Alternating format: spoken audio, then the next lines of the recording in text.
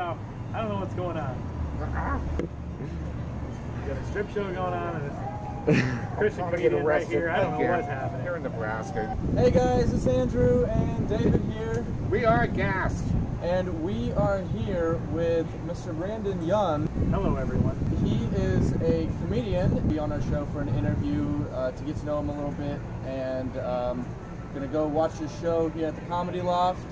So hopefully we'll get started and get to know Brandon and get some laughs out of the way. Well, I hope you're here tonight. The show's at 7:30 and 9:30 at the Comedy Loft in the Creamery building in the Haymarket.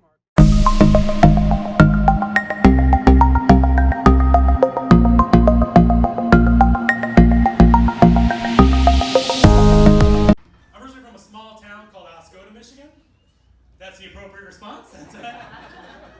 It's a really small town, like the dating app Tinder in a small town is basically the same thing as Ancestry.com.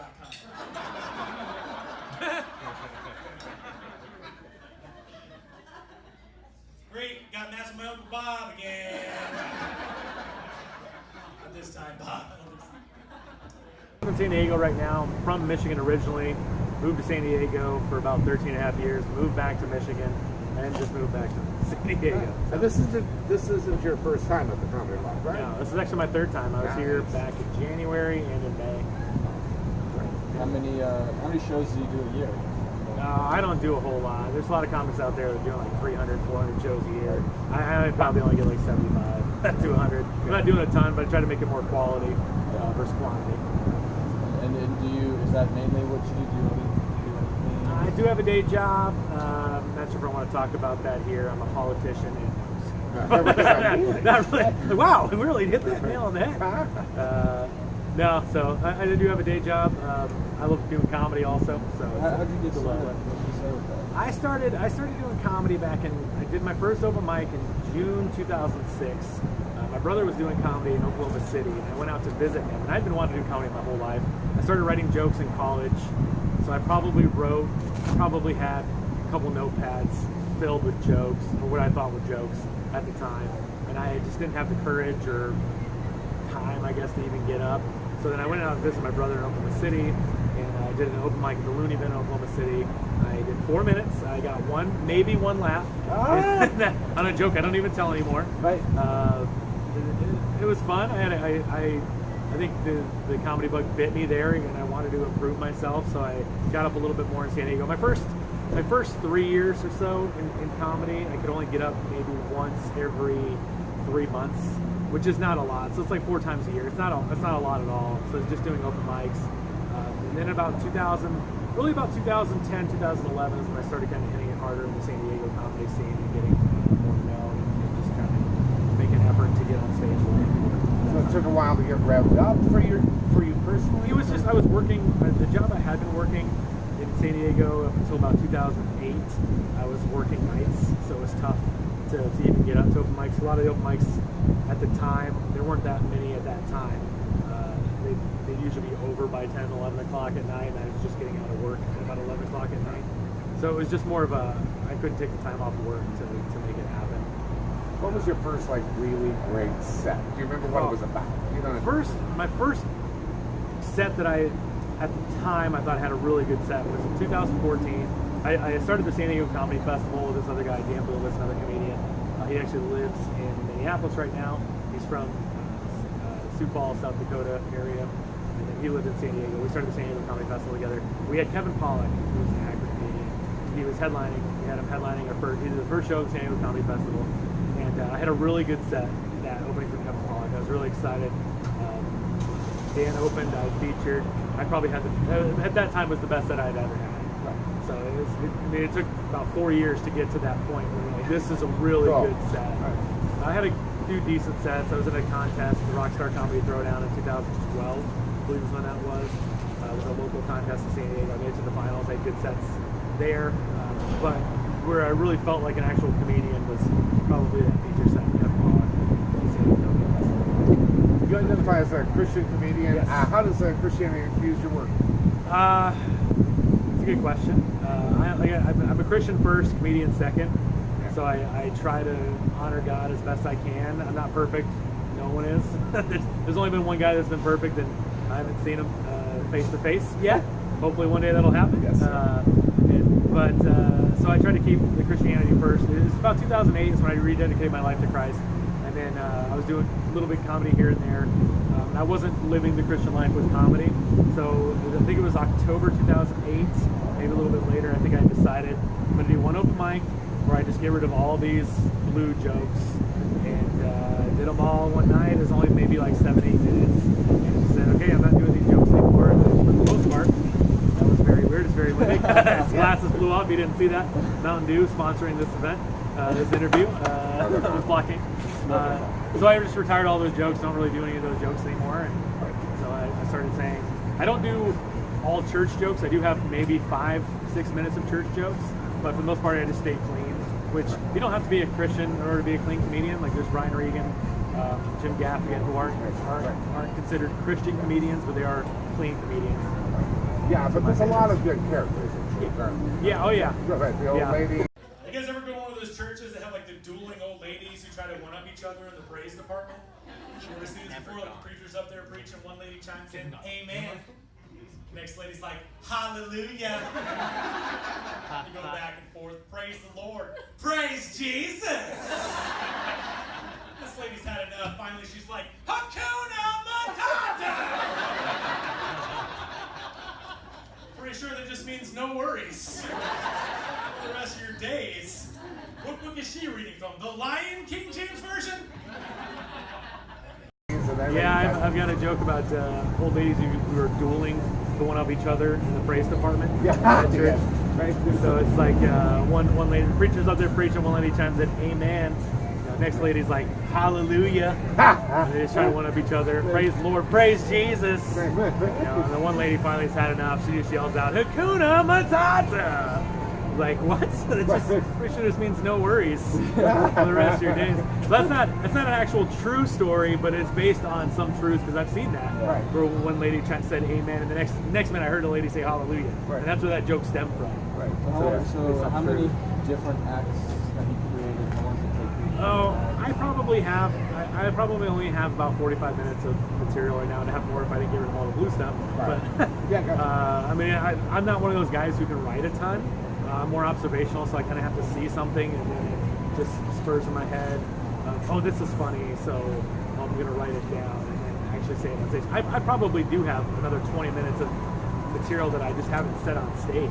Right. It's just stuff I don't think is funny enough right now, which is weird because I have a really good bit called it's called Chicken Gone. Hopefully you guys will post that on here. I love doing comedy. You do comedy in a lot of different places. Give me a lot of interesting people. A couple years ago, I did a fundraiser show in Yuma, Arizona, with a couple other heavyset comedians. It was great because before the show they had a barbecue, but at one point they ran out of chicken. And I know that because the lady serving the chicken kept yelling, "The chicken gone! Chicken gone!" And she sounded like Eric Cartman from South Park had been smoking his entire life. We got the mashed potatoes, we got the corn on the cob, but the chicken gone. The best is the whole car ride back, we couldn't get this voice I've ever had. So anytime a song would come on the radio, we had to incorporate Chicken Gone into the song. It's like our own little Chicken Gone challenge, right? It'd be like John Cougar Mellencamp's Jack and Diane. Oh yeah, life goes on. Long after the Frio, now the chicken gone. Like Elton John, your song. And you can tell everybody the chicken gone. Personal favorite though is Spice Girls Wannabe. If you want to eat the chicken, you gotta get with the hands. Chicken won't last forever, but handship never ends. So you better down because the chicken gone. This lady had the greatest heckle I have ever heard in my entire comedy career too, right? At one point I told a very funny joke and she goes, "I'm laughing, but I don't know why." Maybe you got chicken poisoning, maybe that's why you're laughing. It's my signature bit now where this is a true story. That whole joke is entirely true. And it happened weird. It was me and a couple other heavyset comics. We're in Yuma, Arizona. We did a fundraiser show. It was a fundraiser show for a drug and alcohol rehab facility, like a Christian drug and alcohol rehab facility. And there was a lady there serving chicken, and they ran out of chicken. And she just kept yelling, "Chicken gone!" But she had this really weird voice, and we're like, we get it. The chicken's gone. Like, we get it, lady. Like, how many times do you have to yell chicken gone over and over?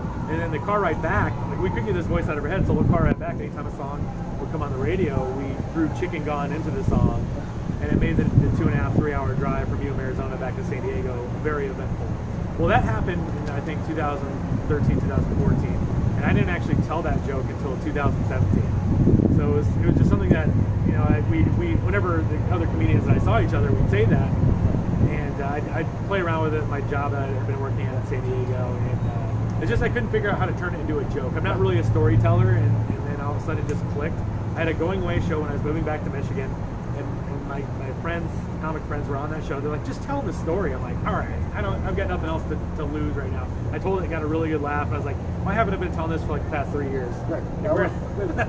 Do you ever step into political humor? Do you like political humor? I only have one political joke. I try to stay away from it because I'm not really a political person, so it doesn't motivate me at all. I'm not like a Lewis Black, or those people who are heavily into like John Oliver, who are they talk about politics. I only have one.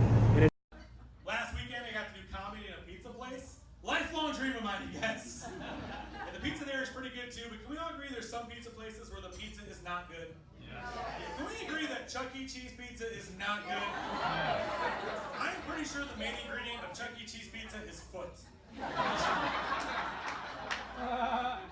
I've not been to Chuck E. Cheese in years, but somehow in my apartment I've got these little Chuck E. Cheese coins floating around everywhere, right? Like, they don't even make these things anymore. They just come up out of nowhere. Like, I think thousands of years from now, archaeologists are going to be digging up the United States. They're going to find all these little Chuck E. Cheese coins, right? And they're going to be like, wow, their president was a giant rat. It's kind of true if you think about it. Hold on a second, guys. The best part about that joke is I wrote that thinking Hillary was going to win. it's a bipartisan joke, and it's weird because I originally wrote the joke back. It's based off of like I don't remember where I was, but I found like a little Chuck E. Cheese token. Oh yeah, which, I remember. Yeah, like they don't even make these tokens anymore. I'm like, where do these tokens come from? So the joke is, I think thousands of years from now, archaeologists are digging in the United States. They're gonna find all these little Chuck E. Cheese coins, and they'll be like, wow, their president was a giant rat. Right. Like I wrote that in 2013, 14. I think I finally told it on stage in 2013. And but it just makes more sense now that Trump is president. Right. And so I tell the joke is, which is kind of the truth. So they get to laugh. Right. When Obama was president, everyone's like, why would our president be a rat? Right. It doesn't make any sense. Racist. Because Right. it's like, no, it's because there's a rat on the coin, and money has pictures of the presidents usually. You have to explain the joke that much. But now they're like, oh, Trump, Right. rat. And then I actually I flip it around and I say, well, I originally wrote that joke thinking Hillary was going to win. So it's like, oh, it's a bipartisan. So I dig Trump, I dig on Trump, I dig on Hillary. Everyone's happy. I won't talk about that. I'll leave that alone. Nobody needs to hear about All right, that. so you've mentioned several more popular comedians like John Oliver and so on. Yeah, So yeah. who do you look up to? Oh, Who's Brian your role Regan. model? Brian Regan's my number one. Jim Gaffigan's my number two. Far and away. I got to meet Jim Gaffigan once after a show. He was a super nice guy. I talked with him a little bit online, like on MySpace when MySpace first came out. And I'm like, this isn't really him. You're talking to this guy. And then he saw me at the show. He's like, oh, hey, Brandon, whatever. Like, he didn't acknowledge me right away, but I was like, hey, Jim, I'm Brandon Young. I talked. He's like, oh, yeah, from MySpace. I was like, oh, this is great. Yeah. And everyone behind me is like, you know Jim Gaffigan? I'm like, yeah, duh, of course I know Jim Gaffigan. I mean, yeah, who doesn't? But Brian Regan's my number one, Jim Gaffigan's my number two, but they're both really, really good. How about influences from the past? Any Gilda Radners or Gene Wilder? I really like Wendy Liebman. She was great. She's one of my favorite comedians as well. Brian Regan's been around both Brian and Jim have been around forever. I started watching comedy probably when I was 7, 8 years old. I think Comedy Central came out. It was the Hot Network, I think is what it was called when it first came out. It was something else. And then it eventually changed to Comedy Central in the early 90s, I think maybe 91, 92. I used to love Saturday Night Live when I was a kid. So watching those, like the Dana Carveys, and those guys. I got to work with Dana Carvey. Like I booked him for a show. Super nice guy. His sons do stand up now as well. So it was really weird because his sons were opening for him on the show that I booked him for. And it was weird seeing Dana Carvey, this guy you idolized when you were a child, be a dad. Right. So like his 20-year-old something kids. and he's like critiquing his sons from the back. And I'm like, this is just surreal to me. Like, oh, it just really makes them humanize them. You're like, oh, he's just a normal person. It's all these Did you people join are. Church Lady, which is his big church special? Yeah, I booked him right before he was working out his Netflix special. Yeah. He was working on his Netflix special a couple of years prior and just going to smaller venues. And I booked a friend of his for a Legends comedy show, Jan Karam, she's awesome, by the way. I highly recommend her. She's on Seinfeld. She's the Menage a Trois episode. She's the guy. She's the lady that Jerry's dating, but he wants to sleep with her roommate. And then Jan's like, oh, that's a wild idea. So she's on board with it. She's great. So she was like, hey, Dana's working out a set. He's trying to do smaller venues, like smaller clubs. Would you have any interest in booking him? And I was like, no, I don't want to book Dana. Yes, of course I want to book Dana Carvey. Yes. So booked him and worked with him, and it was pretty cool. Super cool guy. What would you say is the hardest part about being a comedian? There's two things. Writing is probably the hardest because you can write all you want. Like I said, I probably have a lot of minutes of stuff that I haven't said on stage, and then translating that to something that people will actually find funny. That's probably the one. And I think the second thing is probably I'm not a fan of the politics of comedy. I'm not sure if people are fans of politics of comedy, but there's a lot of people talking about you behind your back, and I'm guilty of that too. And then there's a lot of drama that happens. It's like comedy's supposed to be fun and funny, but it is a business, so there's a lot of stuff that goes behind it. And there's a lot of people that are on TV that I don't think are funny, and like, how'd that person get on TV? And you're like, oh, well, this person's done this, this, and this. They've worked, they've done it, they've met the right people that have got them on TV that have done this. I'm like, I'm just not doing that. So there's a lot of stuff that goes behind it. Somebody once, I can't remember who it was, Abe Lincoln, somebody, or was Seneca, somebody said there are politics in everything. Yeah. There are politics in Washington, there are politics that are built in TV. You just, There's even politics in politics. right. So, can you give us a preview at all about some of the things we'll be listening to tonight? Or at least some of the subjects? Yeah, I talk about, I'm actually have a pretty scaled set list. So I talk about myself being overweight first is kind of where I open. Then I talk about being from a small town. I'm from a small town in Michigan called Oscoda, Michigan. We got people walking behind us. They're not from Oscoda. It's fine. Baby wasn't from there either. He may be from there eventually. Yeah, you might. If you guys ever go to Oscoda, Michigan, I highly recommend it. Get some cheese pizza. That's a rough one. This guy can keep walking. That's right. So I talk about small town, then I talk about my family a little bit, and come from somewhat of a weird family. Everybody has a weird family. Then I talk about friends, a little bit of friends, and then I talk about my wife. I don't have a whole lot about my wife. Like a lot of comics have a lot of stuff about their wife. I don't make fun of my wife for the most part. I love my wife. She's not watching. Really? She's not going to watch it. Courtney Young's the greatest. I love her to death. She married me, so she can't be half bad. Talk about her a little bit, and then I kind of have like some one-liners I kind of delve into, and just all over the place. And then I kind of go into my chicken gone stuff, closer bit. And then I do have a little bit of church stuff that I do talk about as well. The church stuff it's not just for church people. Like I think a lot of people have been to church, so they kind of relate to it a lot. So Make sure you check out Brandon Young on his website. You have your shows on the website? Yeah, I've got a few videos on there. It's BrandonYoungComedy.com. Go to BrandonYoungComedy.com. Pretty easy. First name, last name, comedy.com. That's usually how that works. Also, you can go check me out on Instagram. I'm actually started a weight loss program. Talk a little bit about that. Down almost 40 pounds in about 22 weeks. So you can follow that journey on at Weight Loss Comic. At Weight Loss Comic, Instagram, Twitter, Facebook, so you can check me out there. Yeah, we're going to add all of his links down below in the description, so that way you guys can go follow him. And we are AGAST, a gay and straight together. Tune into YouTube, check us out. We're AGAST Christian. We're frightened of them. Right. We love you. It's all good. What's that? We love you. We don't love you the way you probably want to be. Oh, trust me. Some might actually. I don't know. There's a lot exactly. Make sure you guys subscribe, like, follow Brandon Young, and we'll see you guys next time on AGAST.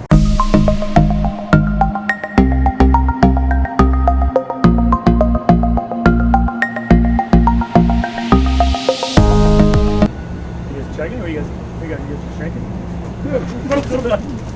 That was easy. I didn't even have to tell a joke. I thought you guys were holding it in your mouth. Right, no, we're gonna actually drink until you make us laugh. Oh, that's what it is. All right, This fantastic. is drink till you laugh, people. Oh man. Hey, I already won. I won. I'm the big winner. I know, I didn't right. even say anything. All right, go. Go. I tried being gay once until it was my turn. And I was like, You bitch. I was like, no.